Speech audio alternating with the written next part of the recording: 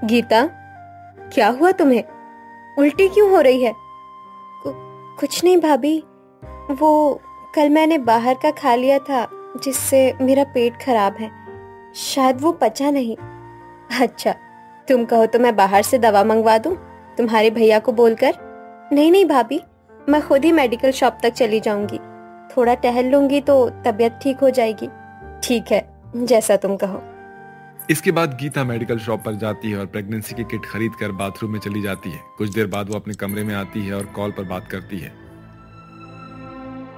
अविनाश, जिसका डर था वही हुआ। क्या? यानी रिजल्ट पॉजिटिव आया है? हाँ, मुझे बहुत डर लग रहा है। तुम ही बताओ मैं क्या करूं? क्यों नहीं तुम एक बार अपने पेरेंट्स से बात करो हमारी शादी के लिए। नहीं, ऐसा कभी नहीं होगा गीता। तुम मेरे पेरेंट्स को नहीं जानती हो, वो जात बिरादरी के बारे में कुछ ज्यादा ही सोचते हैं। तो फिर तुम ही बताओ कि मैं क्या करूं? तुम मुझे भूल जाओ और इस बच्चे को। इस बच्चे का क्या विनाश?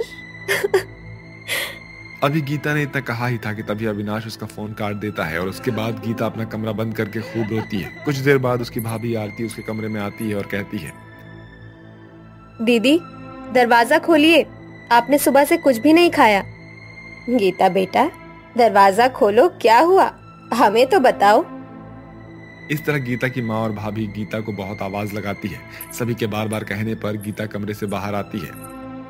क्या बात है गीता, तुमने इतनी देर से दरवाजा क्यों बंद कर रखा था? कुछ नहीं माँ, बस वो मेरा पेट दर्द कर रहा था, बस और कोई बात नहीं है। ठीक है, फिर तू आराम कर। ऐसे ही अगली सुबह हो जाती है और आज भी गीता की तबीयत कुछ अच्छी नहीं होती। तभी उसका बड़ा भाई नैतिक वहां पर आता है और उससे डॉक्टर के पास चलने के लिए कहता है, लेकिन उसके लाख कहने पर भी वो उसके साथ नहीं जाती। ऐसे ही अगले कुछ दिनों तक गीता ने किसी से कोई बात नहीं की। वहीं आरती और नैतिक की भी अभी हाल में ही शादी हुई थी, जिस कारण आरती गीता से ज्यादा बात करना सही नहीं समझती थी। पर एक दिन, आरती बहू, जरा मेरा तेल तो ले आ, वो गीता के बाथरूम में होगा शायद। जी माँ जी, अभी लाई। इसके बाद आरती गीता के बाथरूम में चली जाती है और वहां पर उसे कुछ मिलता है जो उसे हैरान कर देता है। अरे ये क्या, प्रेगनेंसी किट, और यहाँ दीदी के बाथरूम में। भाभी, आप मेरे बाथरूम में क्या कर रही हो? ये मुझे दे दीजिए आप। अरे आरती बहू, गीता के बाथरूम में तेल की शीशी मिली या नहीं? नहीं माँ जी, यहाँ बाथरूम में नहीं है। आरती ये देखकर काफी अचंभित थी। कुछ देर सोचने के बाद आरती गीता से पूछ ही लेती है और गीता अपनी भाभी आरती से लिपटकर खूब रोने लगती है। क्या करूं भाभी, मुझे बहुत डर लग रहा है। मेरा मन कर रहा है कि मैं खुद ही जान ले लूं। मैं प्रेग्नेंट हूँ। ये बात सुनकर भैया और माँ तो जीते जी मर जाएंगे। मुझे बहुत डर लग रहा है, प्लीज भाभी कुछ कीजिए ना। घबराओ मत दीदी, मैं हूं ना आपके साथ, कोई ना कोई रास्ता निकाल ही लूंगी। बस आप थोड़ा धीरज बनाए रखिएगा और किसी से कुछ मत कहिएगा। आरती को अब पता चल चुका था कि जिस लड़के से गीता प्यार करती थी वो उसके कॉलेज का दोस्त ही है, पर अपनी फैमिली के डर से वो गीता को अपनाने से मना कर रहा है। आरती अगली सुबह गीता को अपने साथ एक डॉक्टर फ्रेंड के पास लेकर जाती है। आरती, ये मुझे बहुत दुख के साथ बताना पड़ रहा है कि गीता का अबॉर्शन अब नहीं हो सकता, क्योंकि गर्भ में बच्चा पूरी तरह से बन गया है और अगर फिर भी हमने अबॉर्शन किया तो इसमें गीता की जान भी जा सकती है। नहीं नहीं, मेरे होते हुए दीदी को कुछ नहीं होगा। ठीक है, तुम्हारा बहुत बहुत धन्यवाद, मैं और कोई रास्ता ढूंढती हूँ। इस तरह आरती गीता को लेकर घर जाने लगती है। गीता ऑटो रुकवाती है और भागकर एक कुएं में कूदकर अपनी जान देने वाली होती है। तभी जैसे तैसे आरती उसे पकड़कर एक जोरदार थप्पड़ मारती है। ये तुम क्या कर रही हो दीदी? फालतू की बेकार सोच आप निकाल दीजिए अपने दिमाग से। जिंदगी में संघर्ष करना सीखो।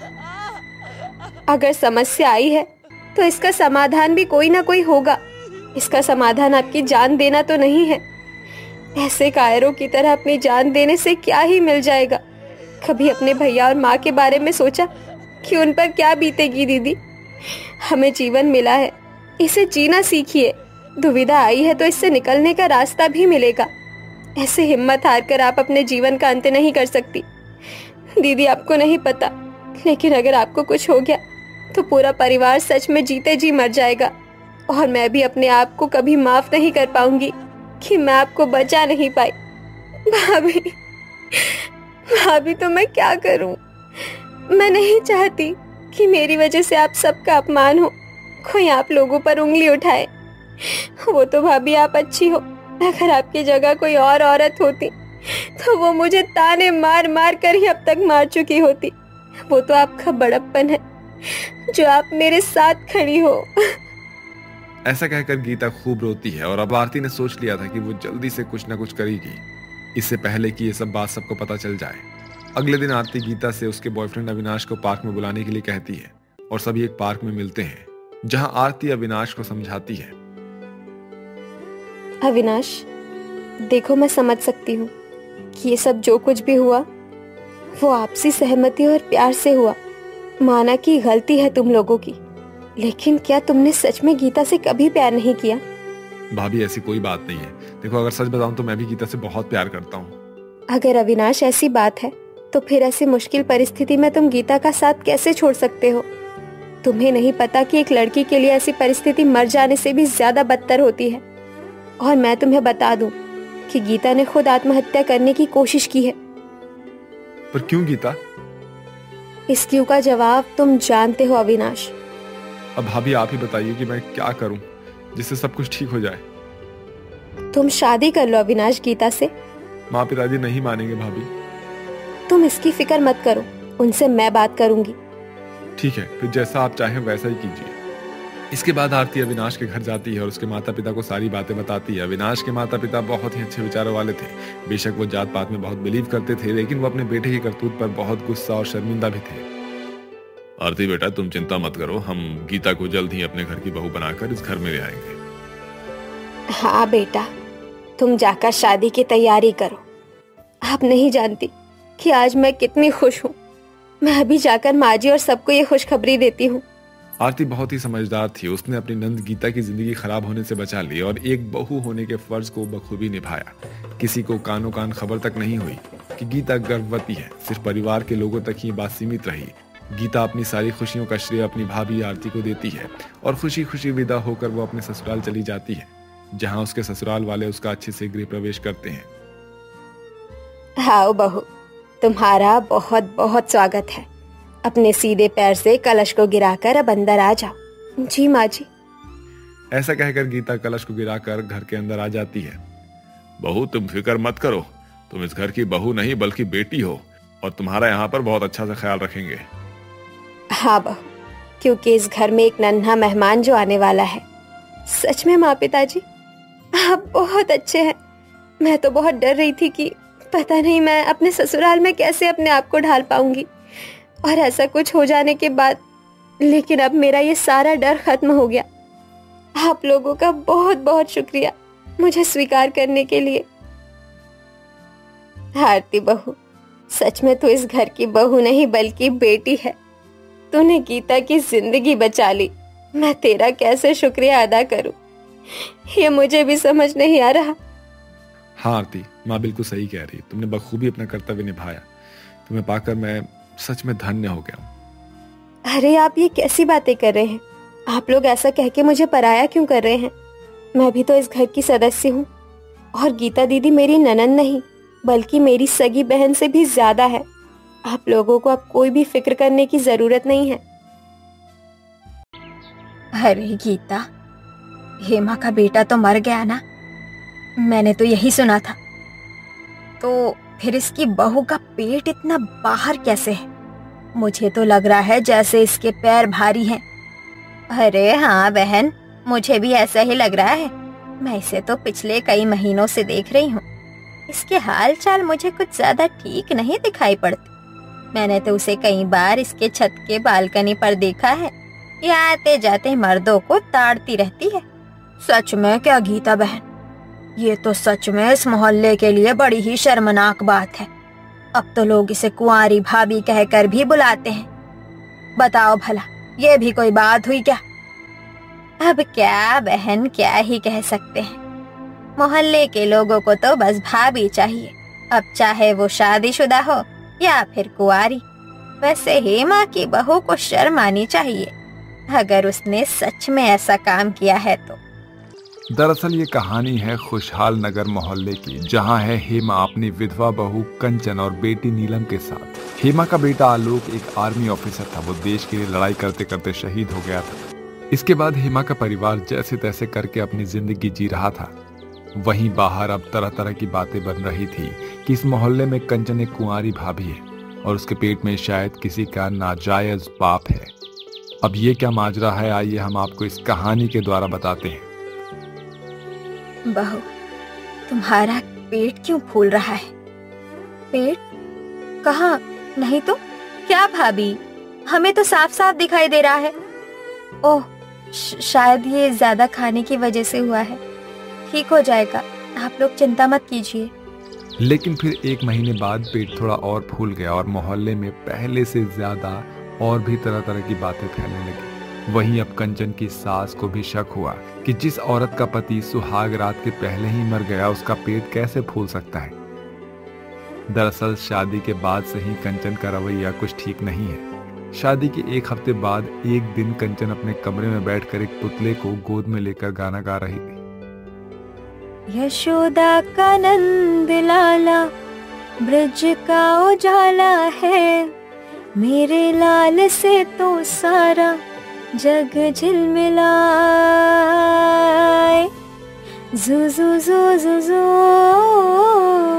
जू जू जू जू जू जू, रात ठंडी ठंडी हवा गा के सुलाए, भोर गुलाबी पलके झुमके जगाए। यशोदा का नंद लाला, ब्रज का उजाला है, मेरे लाल से तो सारा जग झिलमिलाए। जू जू जू जू जू जू जू जू जू जू जू। और कमरे के बाहर से हेमा और नंद नीलम ये सारी चीजें देख रही थी। अरे ये औरत पागल वागल हो गई है क्या? पता नहीं माँ, भैया को खोने के बाद शौक में शायद दिमाग खराब हो गया है भाभी का। हेमा और नीलम कंचन के कमरे में आ जाती है और उससे कहती हैं, बहू, ये क्या कर रही हो? एक पुतले को सुला रही हो? हाँ माँ, मैं तो हमेशा से एक बच्चा चाहती थी, लेकिन देखते देखते क्या से क्या हो गया, वो चले गए। कंचन की आंखें भर आई। दरअसल 1 हफ्ते पहले ही उसकी शादी हुई थी। मंडप में शादी खत्म होने के बाद ही उसके पति आलोक के पास एक चिट्ठी आई। अरे ये कैसी चिट्ठी है, पढ़कर देखता हूँ। आलोक एक आर्मी ऑफिसर था और वो चिट्ठी आर्मी की तरफ से आई हुई थी। बॉर्डर पर जंग छिड़ गई है, मुझे अभी जाना होगा। ये सुनकर कंचन अपने आप को संभाल नहीं पाई। तो फिर हमारी सुहागरात का क्या होगा आलोक जी? जंग से लौटने के बाद हम अपनी सुहागरात मनाएंगे। तुमने मुझे प्रॉमिस किया था आलोक कि तुम मुझे एक बच्चा दोगे। मुझे बच्चे बहुत पसंद है। आलोक कैसे भी करके कंचन को समझाता है और वो वहां से जंग पर चला जाता है। वहीं कंचन अपने ससुराल चली जाती है और आलोक के फोन का इंतजार करने लगती है।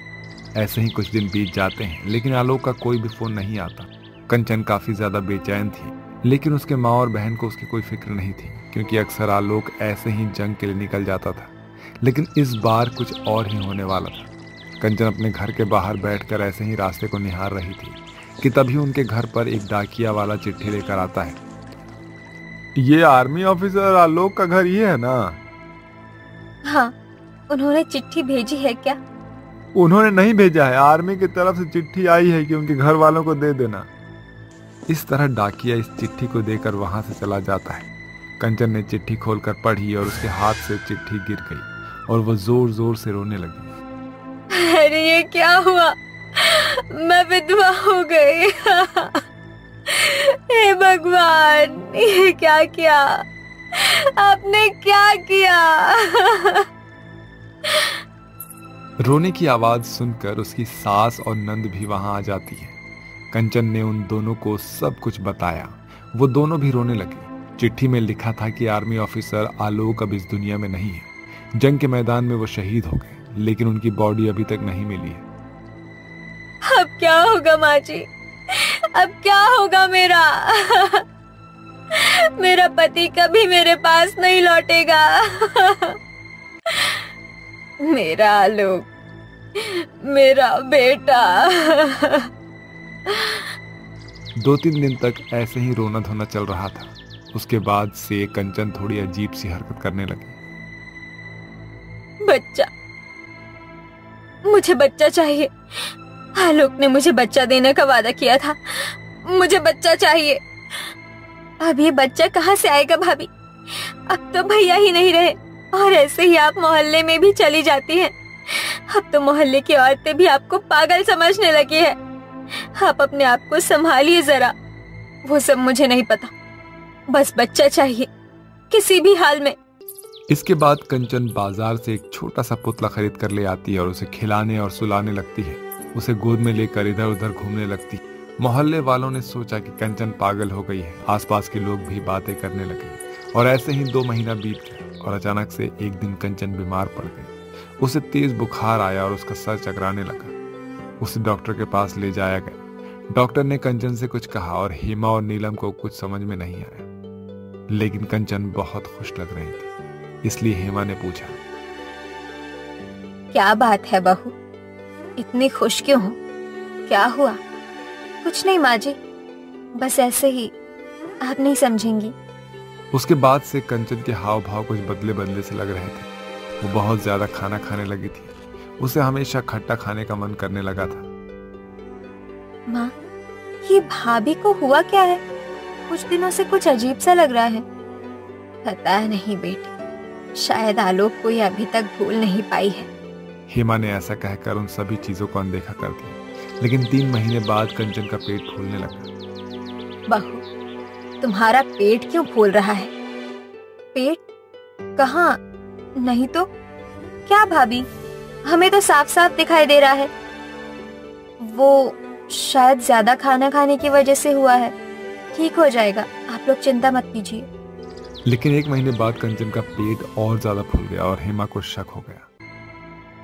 हाँ नीलम बेटा, तू सही कह रही थी, कुछ तो गड़बड़ लग रहा है। माँ, इसका जवाब तो वो डॉक्टर ही दे सकता है जिसके पास भाभी गई थी। वो दोनों डॉक्टर के पास चली गई। डॉक्टर साहब, हमारी बहू को क्या हुआ है? क्यों, आपकी बहू ने आपको नहीं बताया कि वो प्रेग्नेंट है? ये सुनकर हेमा और नीलम के सर पर जैसे मानो आसमान गिर पड़ा। क्या? प्रेग्नेंट? लेकिन ये कैसे हो सकता है? वही तो, भाभी तो कुंवारी है। दोनों जब घर लौट रहे थे तो मोहल्ले में अपनी बहू के बारे में कई तरह की बातें बनाते हुए सुन लेती है। इसके बाद वो घर आती है और कंचन को उल्टा सीधा सुनाने लगती है। बच्चा पाने के लिए तू मुंह काला करके आई है कलमुही। हाँ भाभी, ये आपने गलत किया। भैया आपसे प्यार करते थे। बता कलमुही, इस बच्चे का बाप कौन है? मैं आपको इसके बारे में कुछ नहीं बता सकती। हाँ, कैसे बताएगी तू? पता नहीं किसका पाप है ये, किसके साथ तू अपना मुंह काला करवा कर आई है। खबरदार माँ जी, आप मेरे चरित्र पर उंगली मत उठाइए। तो क्या करे, तेरी आरती उतारे? हेमा और नीलम बहुत ज्यादा गुस्सा होती हैं और उन्होंने कंचन को घर से बाहर निकाल दिया। कंचन समझ गई थी कि इस घर में अब उसके लिए कोई जगह नहीं है। वहीं सिर्फ उसे ही पता था कि उसके पेट में पल रहे बच्चे का पिता कौन है, पर वो किसी को बता नहीं सकती थी। कंचन अपने मायके लौट गई, लेकिन सब कुछ सुनने के बाद उसे वहां से भी निकाल दिया गया। बेचारी कंचन रोड पर रहने लगी और 1 महीने बाद फुटपाथ पर उसे एक बेटा हुआ। लेकिन कंचन के पास अपने बेटे का परवरिश करने के लिए कोई भी पैसे नहीं थे, इसलिए वो अपने ससुराल के दरवाजे पर अपने बच्चे को रख कर चली गई। कुछ देर बाद जब हेमा ने दरवाजा खोला तो उसने उस बच्चे को देखा। अरे ये क्या, ये बच्चा कौन रख कर गया है? जरूर उस कलमुही कंचन ने किया है ये। हेमा दरवाजा बंद करने जा रही थी कि तभी उसने देखा कि उस बच्चे के सिर पर एक तिल है। अरे, मेरे बेटे के सर पर भी एक ऐसा ही तिल था। ऐसे कैसे संभव हो सकता है? हेमा ये सब देखकर आश्चर्यचकित हो गई थी कि तभी वहां पर एक और कांड हो गया। आलोक हेमा के सामने आकर खड़ा हो गया। माँ, कैसी हो आप? अरे बेटा, तू तो कैसे आया? चिट्ठी में तो लिखा था कि तू। माँ, वो सारी बातें झूठ थी।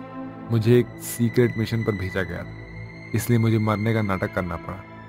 लेकिन इस बीच में मैं चुपके से एक रात को घर आया था और सिर्फ कंचन से मिल पाया था। उसे मैंने अपने बारे में किसी को बताने के लिए मना कर दिया था, इसलिए वो आप लोगों को कुछ भी नहीं बता पाई। अब जाकर ही माँ सब कुछ समझ पाई थी। इसका मतलब ये बच्चा तेरा है।